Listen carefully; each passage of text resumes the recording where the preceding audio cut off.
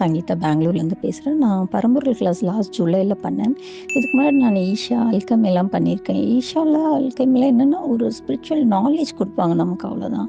ஆனால் நம்ம தீட்சை வாங்கினப்போ மெடிடேஷன் பண்ணிவிட்டு அவரோட வீடியோஸ் எல்லாம் பார்க்க என்ன ஆகும்னா, அவர் அவரோட அவரோட வீடியோஸ்லாம் கேட்க செல்ஃப் ரியலைசேஷன் ஸ்டார்ட் ஆகும். செல்ஃப் ரியலைசேஷன் ஸ்டார்ட் ஆக டீப்பாக போவோம் உள்ள. நம்ம டீப்பாக போகும்போது அது ஒரு போதை மாதிரி, இன்னும் போய் என்ன இருக்குது டீப்பாக, இன்னும் டீப்பாக போகணுன்றது நம்ம அம்மா அப்பா சொல்லித்தர, டீச்சர் சொல்லித்தர, அது குரு எனக்கு சொல்லி கொடுத்தாரு. மீன்ஸ் எல்லாருக்குமே அப்படி தான்.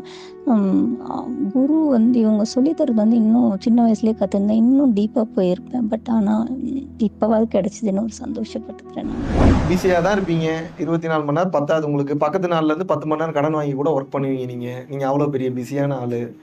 அவ்வளோ ப்ராப்ளம் இருக்குது, அவ்வளோ சார்ட் அவுட் பண்ணணும், அவ்வளோ கமிட்மெண்ட் இருக்குது உங்களுக்கு, அவ்வளோ டாஸ்க் இருக்குது, கர்மா இருக்குது, அது இருக்குது, இது இருக்குது, எல்லாம் இருக்க தான் செய்யும். அனைத்தும் டிஸ்ட்ராக்ஷன்ஸ் தான். ஏன்னா உங்களுக்கு கேமே என்னென்னா, மனுஷனாக பிறந்துட்டா அதுக்கு பேர் லைஃப் கேம். அதுக்கு பேர் என்ன? Life game. இந்த கேமில் ஜெயிக்கணும். எப்படி ஜெயிக்கணும்? ஒவ்வொரு சூழ்நிலையும் இறைவனை நினச்சி இந்த வாழ்க்கையை வாழணும். இப்படி வாழ்கிறவன் ஜெயிச்சிருவான். அப்படி வாழலைன்னா தோத்துருவான். மீண்டும் அடுத்த பிறவி எடுப்பான். எதுக்கு? ஒவ்வொரு சூழ்நிலையும் இறைவனை நினைத்து வாழ்வதற்காக. நான் ஏன் ஒவ்வொரு சூழ்நிலையும் நினச்சி வாழணும்? உங்களுக்கு நன்றி உணர்வு இருக்கா இல்லையா? நீங்கள் மனுஷனா இல்லையா? முதல்ல மனுஷனா நன்றி உணர்வு இருக்கணுமா இருக்கக்கூடாதா? பேசுங்க வாங்கிட்டு. அப்போ ஒவ்வொரு நொடியும் நான் ஏன் இறைவனை நினச்சி வாழணும்? எனக்கு ஒவ்வொரு நொடியும் கிடைக்கக்கூடிய காற்று இறைவன் போட்ட பிச்சை. ஒவ்வொரு நொடியும் எனக்கு கிடைக்கக்கூடிய அந்த புத்துணர்ச்சி இறைவன் போட்ட பிச்சை. ஒவ்வொரு நொடியும் நான் உயிரோடு இருக்கிறேன்னா இறைவன் போட்ட பிச்சை. இந்த ஒவ்வொரு நொடியும் இந்த பூமி பொழந்துக்கிட்டு உள்ளே போகாமல் இருக்குன்னா இறைவன் போட்ட பிச்சை. ஒவ்வொரு நொடியும் நெருப்பு மலை வராமல் இருக்குன்னா இறைவன் போட்ட பிச்சை. எங்கேயோ இடிக்கிற இடி நல்ல வேலை என் தலையில் இடிக்காமல் இருக்குது அப்படின்னா இறைவன் போட்ட பிச்சை. அப்போ ஒவ்வொரு நொடியும் நீங்கள் வாழ்கிறதுக்கு இறைவன் போடுற பிச்சை வேணுமா வேணாமா? இதுக்கு ஒரு நன்றி உள்ளவன் நன்றி செலுத்துவானா மாட்டானா? நன்றி செலுத்துறதுன்னா எப்படி? ஒவ்வொரு கோயிலாக போய் நன்றி நன்றி நன்றி நன்றி நன்றி, இல்லை ஒவ்வொரு கோயிலுக்கு லெட்டர் போடுறதா நன்றி நன்றி? எப்படி நன்றி செலுத்துறதுன்னா எப்படி? அந்த உணர்வோடு இருக்கணும். எப்படி இருக்கணும்? இறைவன் அதை தாங்க எதிர்பார்க்க. அந்த உணர்வு வரணும் தான் இறைவன் எதிர்பார்க்குறான். வெளியில உங்களுக்கு செயலே நடக்கலனாலும் பரவாயில்ல, உள்ளுக்குள்ள அந்த உண்மையான அந்த மலர்ந்த உணர்வு வந்துருச்சுன்னா நீங்க அச்சீவ் பண்ணிட்டீங்கன்னு அர்த்தம். நீ கொடுக்குறீங்க, கொடுக்கலாம், அதை பார்க்கலங்க, அந்த உணர்வு உள்ளுக்குள்ள வரணும்ன்றாங்க. அவன் நான்வெஜ் சாப்பிட்டா தப்பா? தப்பு இல்லைன்றப்போ என்னது தப்பு இல்லையா? நான்வெஜ் சாப்பிட்டுட்டு இருந்தீங்க, இப்போ ஒரு கதை சொல்கிறேன், அப்போ தான் புரியும். நான்வெஜ் சாப்பிட்டுட்டு இருந்தீங்க, அப்புறம் ஒருத்தர் வராரு சொல்கிறாரு இதெல்லாம் தப்புன்றாரு, விட்டுட்டீங்க. சரி ஓகே, 3-4 வருஷம் சாப்பிடல. மறுபடியும் ஒருத்தர் வராரு, எனக்காக ஒரு நாள் சாப்பிடுங்கிறாரு. சரி நீங்களும் சாப்பிட்றீங்க. சாப்பிட்டு முடிச்சோடனே மறுபடியும் அடுத்த நாள்ல இருந்து சாப்பிடணும்னு தோணல. இப்போ இது தப்பா? இப்போ நான்வெஜ் சாப்பிட்றத நான் அப்ரிஷியேட் பண்ணல, என்கரேஜ் பண்ணல. புரிஞ்சுக்கணும் தத்துவத்தை. நான்வெஜ் ஏன் சாப்பிடக்கூடாதுன்னா, ஒரு உயிரை கொல்ற அந்த தன்மை, அந்த ஃபீல் உங்களுக்குள்ள வந்துடக்கூடாதுன்றனால தான் நான்வெஜ் சாப்பிடக்கூடாதுன்னு சொல்றாங்க. 3 வருஷம் கழிச்சு ஒருத்தனுக்கு நான்வெஜ் மறுபடியும் சாப்பிட்ற சூழ்நிலை மறுபடியும் அதுக்கு அடுத்த நாள் எனக்கு நான்வெஜ் வேணான்றானா, அவனுக்கு அது மேல ஆசை இல்லைன்னு அர்த்தம். அவனுக்கு என்ன அர்த்தம்? கிரேவிங் இல்லைன்னு அர்த்தம். அப்போ அது எந்த விதமான கர்ம வினையும் உங்களுக்கு ஏற்படுத்தாது. ஏன்? நான்வெஜ்ஜை சாப்பிட்றத நிறுத்தணும்னு சொல்றதுக்கு உண்டான மாபெரும் நோக்கமே என்னன்னா, நீங்க கொல்லக்கூடாதுன்றது இல்லை, ஒவ்வொன்றும் உயிர் தான்றதை உணரணுன்ற அந்த உணர்வு வரணுன்றதுக்காக தான் அதை பண்ண சொல்றாங்க. புரியுதா நான் சொல்றது? அந்த உணர்வு வரணும். அந்த உணர்வு இப்ப கனெக்ட் பண்ணுங்க. நான் ஃபர்ஸ்ட் பேசுனதை, எப்ப இந்த உணர்வு வருதோ உங்களுக்குள் உயிரோட்டம், உயிர் தன்மை அதிகமாகிவிடும்.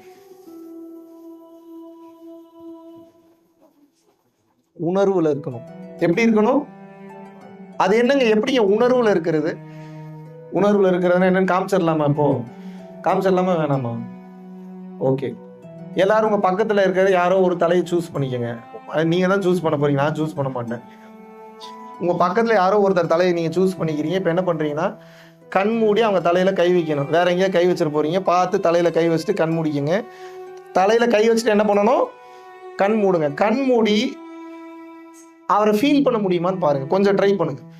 கேலி பண்ண தோணும், திமிரு பண்ண தோணும், எல்லாம் பண்ண தோணும். அவங்க யாரு என்ன ஏதுன்னு பேக்கப் எல்லாம் விசாரிக்க தோணும். இப்போ எதுவும் இருக்கக்கூடாது. No judgements, nothing. கை வைக்கிறீங்க, அவங்களுக்குள்ள என்ன நடக்கும் உணர முடியுதா பாருங்க. No judgements, nothing. உங்களை ஃப்ரீ பண்ணுங்க. உங்களை நீங்க டோட்டலா ஃப்ரீ பண்ணீங்கன்னா தான் உங்களை உணர முடியும்.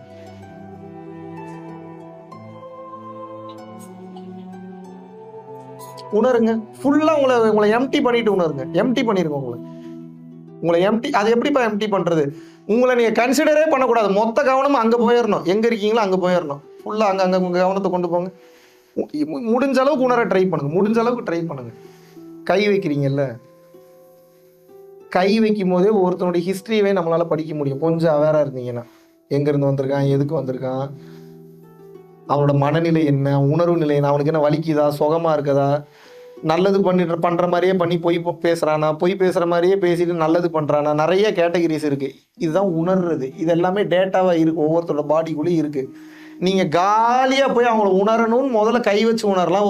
ஒரு கட்டத்துக்கு மேல இது பிராக்டிஸ் ஆக என்ன ஆகும்னா, ஒருத்தங்களை நினைச்சீங்கன்னாவே அப்புறம் ஓட ஆரம்பிச்சிருங்க டேட்டா.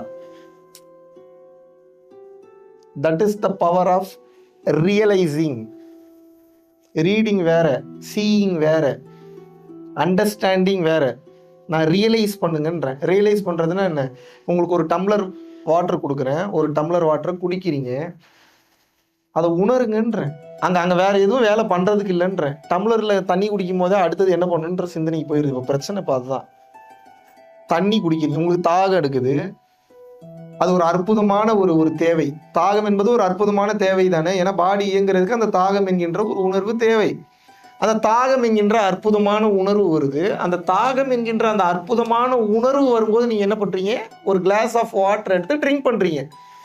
வேற ஏதாவது அங்கே வேலை பார்க்கறதுக்கு உங்களுக்கு இடம் இருக்கா? வேற என்ன வேலை பார்க்க முடியும்? தாகம் எடுக்குது, நீங்க என்ன வேலை பார்க்கணும்? தண்ணி குடிக்கணும், அவ்வளவுதானே. தண்ணி குடிக்கும் போது எதுக்கு உங்களுக்கு தேவையில்லாத சிந்தனை போகுது? இந்த தண்ணி நல்ல தண்ணி தானான்ற சிந்தனை ஏன் போகுது? தண்ணி குடிக்கிறதுக்கு முன்னாடி 100 டைம் செக் பண்ணலாம். தண்ணி குடிக்கும் போது ஏன் அந்த சிந்தனை போகுது? இதுக்கு பேர் தான் அறிவு வேலை செய்யறதுன்னு சொல்றோம். இப்போ பிரச்சனை, அறிவு வேலை செய்யறது அவசியமா இல்லையான்னு வந்து பார்த்தா, அறிவு வேலை செய்யணும். எப்போ தேவைப்படுற இடத்துல வேலை செய்ய வைக்கணும், தேவைப்படாத இடத்துல ஆஃப் பண்ணி வச்சிருக்க கத்துக்கணும். எப்போ உங்க அறிவை உங்களுக்கு ஆஃப் பண்ண தெரியலையோ, இஷ்டத்துக்கு கேள்வி கேட்டுட்டு இருக்கும். அப்போ ஒரு பொருளை, ஒரு உயிரை, ஒரு இடத்தை, ஒரு வைப்ரேஷனை உங்களால் உணர முடியாது. ஏன்? அறிவு வேலை செய்யும் போது உணர்வு நிலையில அது ரொம்ப டீப் லெவல்ல இருக்கக்கூடிய ஃப்ரீக்வன்சி. உணர்வுன்றது ரொம்ப ரொம்ப ரொம்ப ரொம்ப ரொம்ப ரொம்ப ரொம்ப ரொம்ப ரொம்ப ரொம்ப ரொம்ப ரொம்ப ரொம்ப ரொம்ப ரொம்ப மெல்லிய ஃப்ரீக்வன்சி. நீங்க அதை உணரணும்னா நீங்க அந்த தன்மையில காலியா இருக்கணும். எப்பயும் ஏதோ ஒன்று ஓடிக்கிட்டே இருக்கு, ஏதோ ஒரு எதிர்பார்ப்பு இருந்துகிட்டே இருக்கு, ஏதோ ஒரு தேவை இருந்துகிட்டே இருக்கு. அப்ப என்ன பண்றீங்க? உங்களால எதையும் உணர முடியல. பேசுறது மட்டும்தான் கேட்குது, உள்ளுக்குள்ள பேசுறது கேட்க மாட்டேங்குது. தண்ணி குடிக்கணும்னா தண்ணி குடிக்கிறதுல மட்டும் இருக்கணும். நீங்க இப்படி ஒவ்வொரு வேலையும் உணர்ந்து பண்ணுங்களேன். ஒரு பொருளை தூக்குறீங்களா, இப்படி பிடிச்செல்லாம் தூக்கக்கூடாது. அதை ஃபீல் பண்ணி தொட்டு அதை நீங்க ஒவ்வொரு டச்லையும் வந்து பார்த்தீங்கன்னா உங்களோட கம்யூனிகேட் பண்ணுது. உங்களுக்கு தெரிய மாட்டேங்குது. அது ஃபுல்லாக கம்யூனிகேட் பண்ணிட்டு தான் இருக்கு, உங்களுக்கு கேட்க மாட்டேங்குது. அதை நீங்க கனெக்ட் ஆனீங்கன்னா மட்டும்தான் கேட்கும், இல்லைன்னா கேட்காது. எப்படி கனெக்ட் ஆகுறதுன்னா அறிவு வேலை செய்யலைன்னா கனெக்ட் ஆயிரும். அறிவு வேலை செய்யலைன்னா அதை எப்படிங்க ஆஃப் பண்றது? சிம்பிளா சொல்லித்தரேன். இப்போ நீங்க வீட்டில் படுத்துட்டு இருக்கீங்க, உங்க புருஷன் பக்கத்தில் படுத்துட்டு இருக்காரு. உங்க புருஷன் ஃபோனுக்கு ஒரு மெசேஜ் வருது, கவிதான்ற நம்பர்ல இருந்து ஐ லவ் யூ மெசேஜ் வருது. ரொம்ப எளிமையா உங்களுக்கு இந்த விளக்கம் கொடுக்குறேன். அப்பதான் உங்களுக்கு ஈஸியா புரியலைன்னா புரியாது. வேற எந்த எக்ஸாம்பிள் கொடுத்தாலும் இப்போ குழம்பு. இப்போ இந்த எக்ஸாம்பிள் உங்களுக்கு உடனே கவிதான்ற நம்பர்ல இருந்து என்ன மெசேஜ் வருது? ஐ லவ் யூன்னு வருது. ஆனா இத்தனை வருஷம் உங்க புருஷனுக்கு ஒரு நம்பர்ல இருந்து கூட அப்படி மெசேஜ் வந்தது கிடையாது. இப்போ வந்து பாத்தீங்க அப்படின்னா 2 சினாரியோல இதை எடுத்துக்கலாம். உண்மையாவே கவிதா உங்களுக்கு ஐ லவ் யூன்னு அனுப்பியிருக்கலாம். அப்படி இல்லாட்டினா வேற யாராவது ராங்கா அனுப்பியிருக்கலாம். அப்படி இல்லாட்டினா வேற யாருக்கும் அனுப்ப வேண்டிய மெசேஜை கவிதா உங்களுக்கு அனுப்பியிருக்கலாம். என்னவா வேணா இருக்கலாம் இல்லையா? இப்போ இந்த மெசேஜ் வந்த உடனே இப்போ இங்க என்ன நடக்க ஆரம்பிக்கும்? உங்களுக்கு ஹானஸ்டா பேசுங்க, நியாயமா பேசுங்க. யாரு கவிதா, எந்த ஊர் காரியவ, தோணுமா தோணாதா? இதுக்கு பேர் தான் அறிவு வேலை செய்யறதுன்ற. ஏங்க அதுக்காக என்னங்க Kavitha I love you message பண்ண என்ன விசாரிக்காம எங்க இருக்க முடியும்? நீங்க கேட்கறது எனக்கு புரியுது. இப்ப நான் என்ன சொல்றேன்னா, கவிதாவை பத்தி விசாரிக்கணும்ன்றது சரிதான். அப்படிப்பட்ட அவசியமான சூழ்நிலை வரும்போது மட்டும்தான் கவிதாவை பத்தின மெமரி ஓடணும். உங்களுக்கு பிரச்சனை என்ன ஆயிடுச்சுன்னா, கவிதா மெசேஜ் அனுப்பிச்சுட்டு போயிட்டா, அவ பிஸி ஆயிட்டா, உங்க புருஷனுக்கு ஐ லவ் யூ பத்தி நோ பாதர், அவ பாட்டுக்கு அனுப்பிட்டு போறா, என்னாச்சு அவ கிறுக்கி இப்பதான் ஏதாவது அனுப்பிட்டே இருப்பான்னு சொல்லி உங்க புருஷனும் ஒரு முடிவுக்கு வந்துட்டாரு. இப்போ ஒவ்வொரு நொடியும் சாகுறது யாரு? கவிதாவை பத்தி நினைக்கும் போதெல்லாம் வலிக்குது. வலிக்குதா வலிக்கலையா?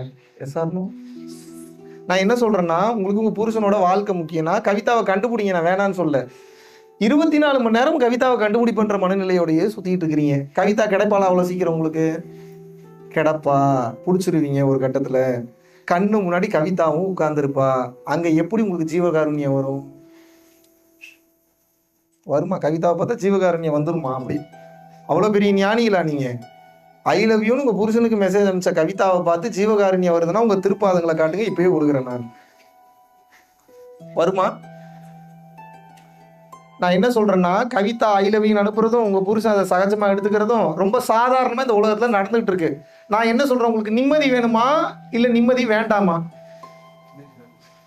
அப்ப புத்திசாலி என்ன பண்ணுவான்னா, பிராக்டிக்கலான விஷயத்த ஸ்போர்ட்டிவா எடுத்துப்பான். கவிதா கிட்ட உண்மையாவே பிரச்சனை இருக்கு, உங்க புருஷனுக்கும் உங்க கவிதாக்கு அஃபேர் இருக்குன்னு தெரிஞ்சா அடுத்த கட்டம் யோசிக்கிறது வேற. அது அடுத்த கட்டம் நம்ம யோசிக்கிறது.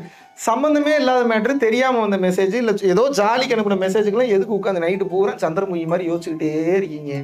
பார்த்தேன் அந்த ஒரு செகண்ட் அவன் முகத்துல நான் சந்திரமுகியை பார்த்தேன் சொல்லுவார்ல அவரு. அதே மாதிரி தேவையில்லாத எண்ணங்களை யோசிக்க கூடாது.